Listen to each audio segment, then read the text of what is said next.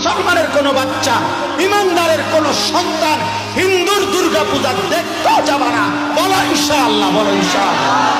বেঈমানের দুর্গা পূজার মধ্যে একবার উকি দিতেও যেও না, তোমার ঈমান হুমকির মুখে পড়বে, তোমার ইসলাম হুমকির মুখে পড়বে, তোমার ধর্ম হুমকির মুখে পড়বে। ধর্ম তারজাত উৎসব সবার আমগো কোরবানির ঈদের দিন গরুর গোশত আর রুটি, চালের রুটি খেতে আই।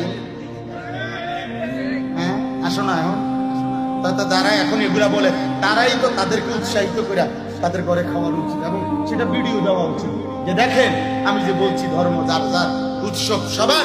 অতএব আজকের এই ঈদুল আজহার কোরবানির দিনে আমি 30 জন হিন্দুকে আপনাদের আশীর্বাদে আমি নিজে বসে থেকে গরুর গোশত ও রুটি খাইয়েছি।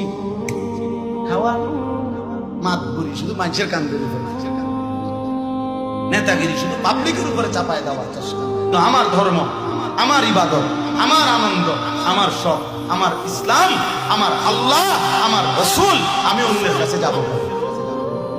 কেন যাব? বলেন যাব না ইনশাআল্লাহ। বলেন ইনশাআল্লাহ, সবাই বলেন ইনশাআল্লাহ। আল্লাহ আমাদেরকে তৌফিক দান। পরিষ্কার বললাম, কোন আমরা কারো উপরে আমরা আঘাত করব না, কারো উপরে আমরা জুলুমও করব না। ধর্ম যার যার, উৎসব সবার, এটা মিথ্যা কথা, এটা কুফরি কথা, এটা কাফেরের কথা, এটা বেঈমানের কথা, ইমানদারের কথা হইতে পারে না।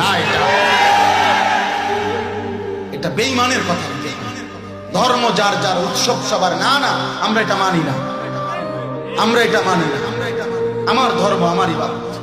আমাদের ধর্মে কোনো আলাদা উৎসব নেই। রমজানের ঈদ এটা উৎসব, তাইলে আমরা 2 রাকাত নামাজ পড়ি কেন আলাদা?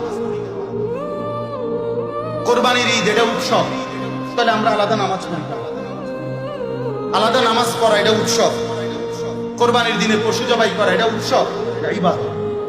বলেন না কেন? মুমিনের হাসি ও ইবাদত, মুমিনের কান্না ও ইবাদত।